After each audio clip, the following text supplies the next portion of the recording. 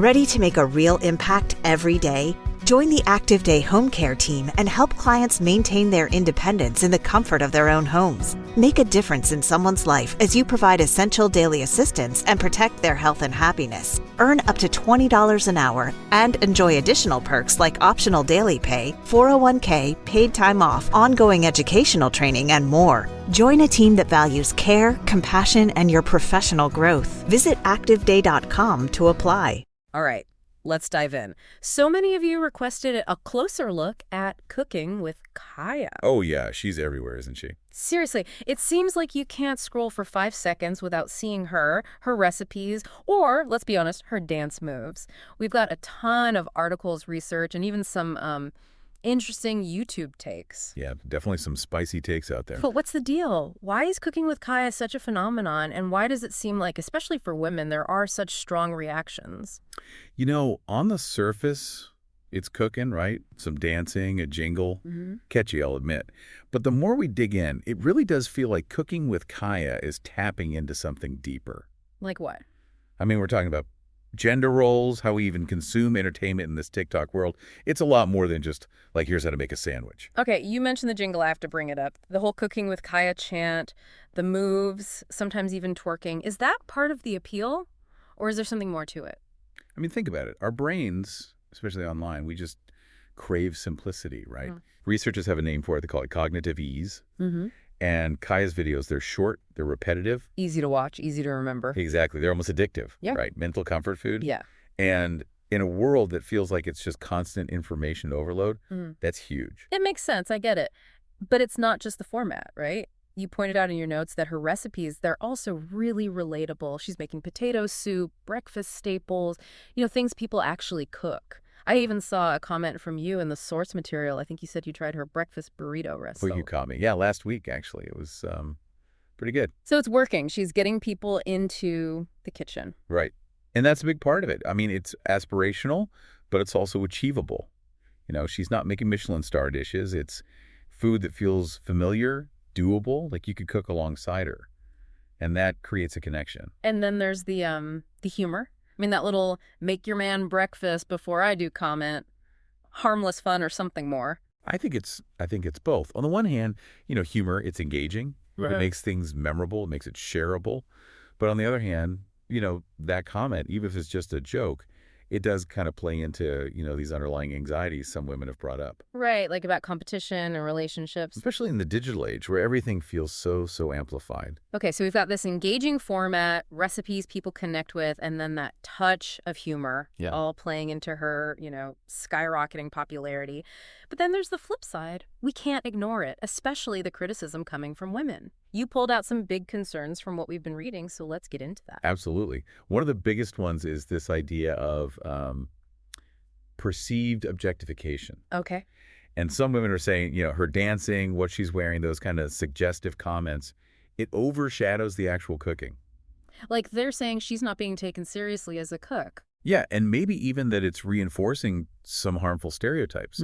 So it begs the question, can a woman be both entertaining and like a respected food expert in this online world? And this kind of connects back to what you were saying earlier about the history of women in, the food world, the food media world. Like, she's walking this tightrope that, honestly, so many women before her have had to navigate. Right, exactly. This tension has been around for decades. Think about, like, Julia Child. Groundbreaking. But even she had to deal with criticism about how she looked, how she acted. Wow, yeah. And now with social media, it's tenfold. Totally. And you highlighted this one comment in the YouTube transcript. It really stood out. The viewer said, and I'm paraphrasing here, that Kaya's whole presentation basically sets these unrealistic expectations for women. Like they have to be alluring and domestic at the same time. Yeah, and it really adds another layer to this, doesn't it? Absolutely. Because it speaks to this bigger anxiety in society. Like, how are women supposed to present themselves online? Effortlessly beautiful, amazing in the kitchen, always entertaining. It's a lot. It is a lot to unpack. And then, of course, there's the whole impact of Kaya's content on, well, relationships. I mean, stealing your man jokes, as lighthearted as they might seem, they've sparked some serious conversations. Yeah, about trust and insecurity. Makes sense, right? Yeah. I mean, social media has blurred the lines of relationships in so many ways. And then you have these videos, and it's like, even if it's unintentional, they can trigger these feelings of jealousy, competition. You flagged an article where a therapist even weighed in. They said, and I'm quoting here, that Kaya's content, while not inherently problematic, can exacerbate existing insecurities in relationships. Yeah, throwing fuel on a fire that's already smoldering. Yeah. And it really brings home the point that good communication in a relationship is crucial, right? Absolutely. If your partner's into Kaya's content and it's making you feel uncomfortable, you got to be able to talk about it openly and honestly. Great advice. So we've got the whole debate about objectification, the relationship anxieties, but there's this third criticism that kept popping up, and that's the authenticity piece. Oh, yeah. This is a big one. So is she genuinely passionate about cooking, or is this all just for, followers, brand deals, that whole... Right. Like, is it all just about fame and making money? Exactly. And it gets at this huge issue of what's being called the commodification of self-presentation online. Okay, break that down for me. Basically, it's turning your whole online persona into a product to sell. Ah. And with Kaya, the lines get really blurry. Like, is she a chef? Is she an entertainer? A businesswoman, or all of the above? Yeah, that's the million-dollar question, and I feel like a lot of her viewers are really grappling with this. Right. They're trying to figure out, is she really sharing her love of cooking, or is this a carefully crafted persona to get attention, to monetize her platform? It's tricky because, as you said, there's no easy answer. Like, we're living in this age where authenticity and performance, that line, it's so thin, especially online. Absolutely. And Kaya, she's like the perfect example. She forces us to confront these assumptions we make about people online, to really think about, what are the motivations behind the content we're watching, consuming, sharing? So we've got this really interesting, almost like paradox, right? You've got this huge popularity, but then all this controversy. People love her engaging format, the recipes, the humor. It's pulling in a huge audience. But then there's the criticism for maybe objectifying herself, stirring up anxieties in relationships, blurring those lines of authenticity. Right. And all of this is happening at the same time that there's this bigger cultural conversation, right? About gender roles, about online entertainment, and honestly, just the power dynamics that are happening in the digital age. And then on top of all that, there's this other layer to the Cooking with Kaya story. It comes from this pretty bold YouTube video we found. The creator is arguing that Cooking with Kaya is being used as bait. And this is where things get really, really interesting. Yeah, this is where Cooking with Kaya, even if it wasn't intentional, becomes kind of a social experiment. And it's revealing a lot about us, about our own biases and anxieties. Whoa. So before we go down that rabbit hole, just your initial thoughts, based on what we've talked about so far, is Cooking with Kaya just harmless fun, or is there something more complex at play? Oh, it's definitely more nuanced than it looks at first glance. Yeah. And that's what makes it so fascinating to dive into. It's showing us how a seemingly simple cooking show can tap into these deep anxieties about gender, relationships, and this constantly changing world of online entertainment. Okay, a lot to think about. When we come back, we're going to dive into this whole bait theory and explore how Cooking with Kaya is acting as a mirror, reflecting our own attitudes and beliefs about women, food, and really just the complexities of life in the digital age. Buckle up. All right, welcome back.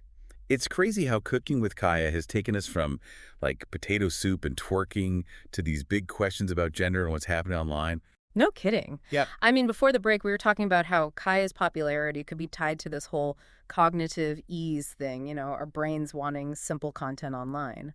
But then you've got these criticisms about objectification, authenticity, all that. How do those two ideas even exist at the same time? Yeah, it's a bit of a paradox, right? On one hand, she might be successful because she's tapping into that desire for easy entertainment, like we were saying. But then on the other hand, people are calling her out for playing into stereotypes. Right, which brings up a whole other set of questions about how women are supposed to, exist in these online spaces. Totally. And speaking of that, one of the articles you shared talked about the male gaze and how it affects how women present themselves online. Do you think that applies here? I mean, yeah, probably, right? The whole idea that women are constantly being judged based on how appealing they are to, some imaginary male audience. Exactly. And that can create this pressure to conform to certain standards of beauty and behavior, even in something like cooking. And it's not just about being attractive, right? It's this whole thing where women have to be attractive, but not too sexy. They have to be skilled, but not intimidating. You even highlighted a quote in the article about that. It really fits with what's happening with Kaya, don't you think? Absolutely. It's like she can't win.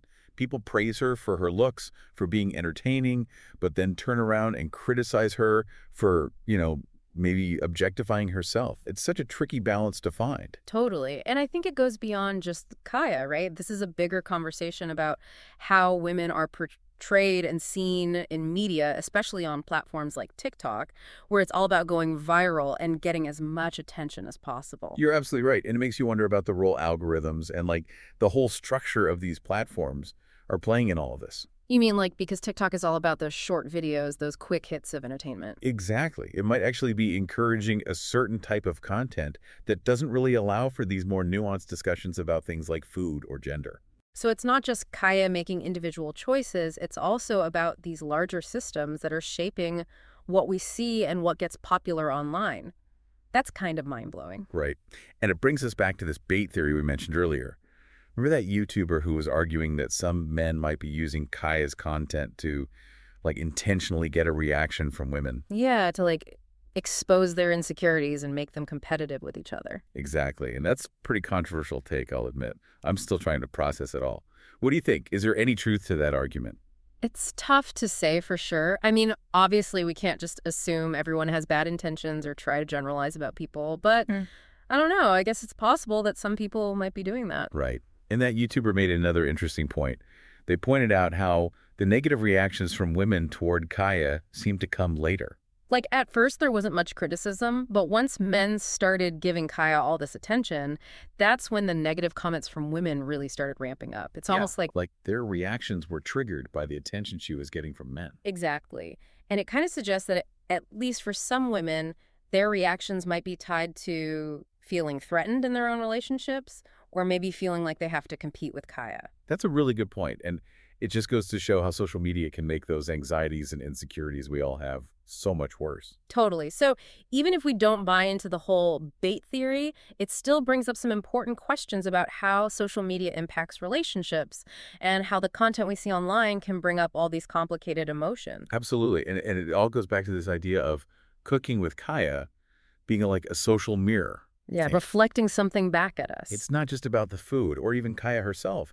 It's about what this whole situation reveals, about how we think and feel about gender, relationships, and this whole crazy digital landscape we're all living in. Yeah. And one of the articles you sent used the term parasocial relationships to describe how people connect with people online. Parasocial relationships, yeah, I remember that. It's like we feel like we know these online personalities even though it's not a two-way street. Exactly. So in a way, Kaya's viewers might be projecting their own experiences and anxieties onto her and her content, even though she's not actually part of their lives. Wow, so we're basically laying our own baggage onto her without even realizing it. It's possible.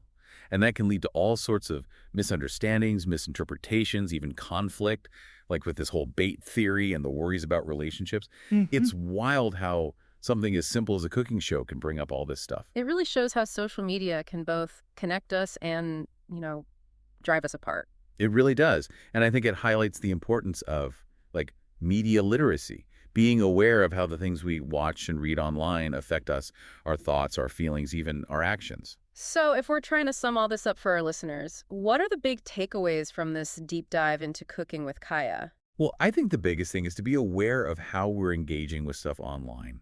It's not just about passively watching. We have to question things, consider different perspectives, and just be aware of how it might be affecting us. Yeah, and remember that there are real people behind those accounts, and what we say and do online can have real-life consequences. Exactly. It's so easy to get caught up in the online world and forget that there are actual human beings on the other side of the screen. Totally. And it's not just about being nice, although that's definitely important. Yeah. It's also about being thoughtful about the things we read and watch, and about the stories we're spreading. What do you mean? Think about that bait theory again. Whether or not we believe it, it shows how online content can be used to reinforce harmful stereotypes and cause division. We have to be aware of that and challenge it when we see it happening. Okay, so it's not just about being nice, it's about being responsible. Exactly. We have a responsibility to think critically about what we're watching and sharing, and to be aware of how it might affect other people. This has been a wild ride. I mean, we started with potato soup and dance moves, and now we're talking about gender, relationships, authenticity, the power dynamics of the internet. It's amazing how Cooking with Kaya has become this mirror, reflecting back all these anxieties and beliefs we have about the world. It really shows how powerful online content can be in starting conversations and making us question the things we think we know. And that's what the deep dive is all about. Totally agree. So to everyone listening, we encourage you to keep thinking critically about what you see online. Question things, look for different perspectives, and most importantly, remember that there are real people behind those accounts. And if Cooking with Kaya has taught us anything, it's that even the simplest things can be more complicated than they seem.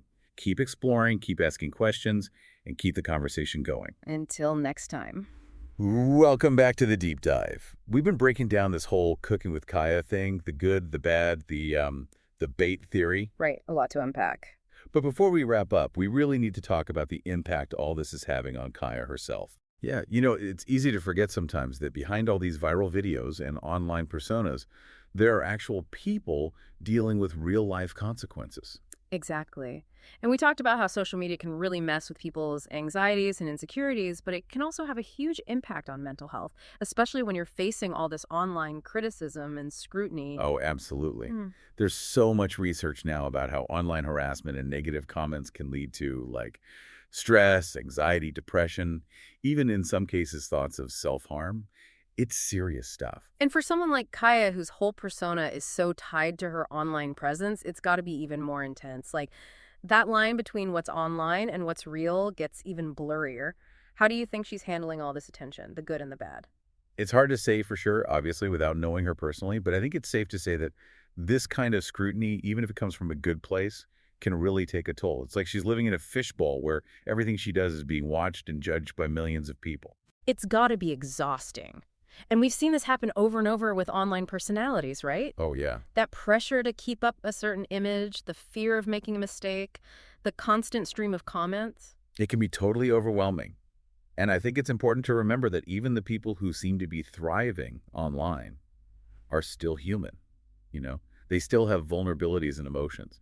So as we're wrapping up this deep dive, what are some things we should keep in mind when we're engaging with content online, especially with people like Kaya? Any final thoughts for our listeners? I think the biggest thing is to approach everything online with empathy and critical thinking. Remember that there are real people on the other side of those screens, and our words and actions have real consequences.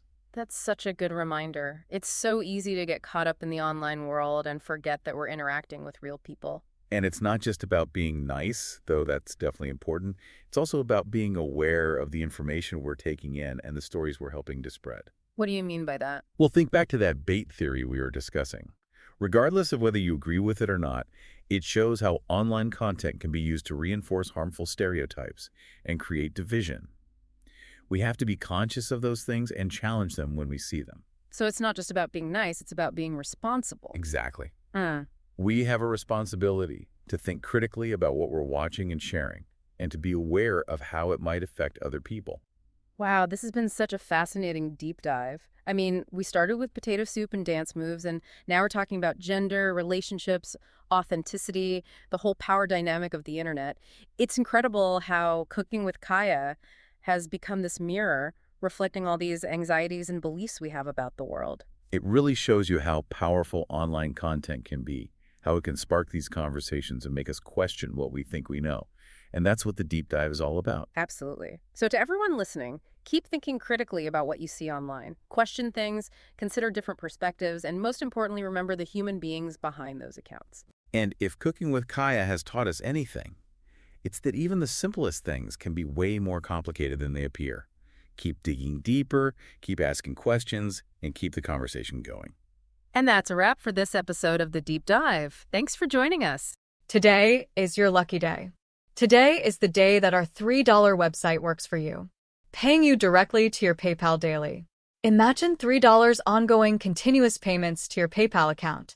Imagine falling asleep and waking up to $300 in your PayPal account. How would this make you feel? How could this help you? What bills could you pay? What kind of fun could you have? What does that retirement look like now? All for a one-time payment of $3. This website is DFY done for you, fully built and completely hosted, and never stops collecting payments for you. You have spent $3 on coffee on a regular, but that coffee won't help you create multiple streams of income. Click the link below.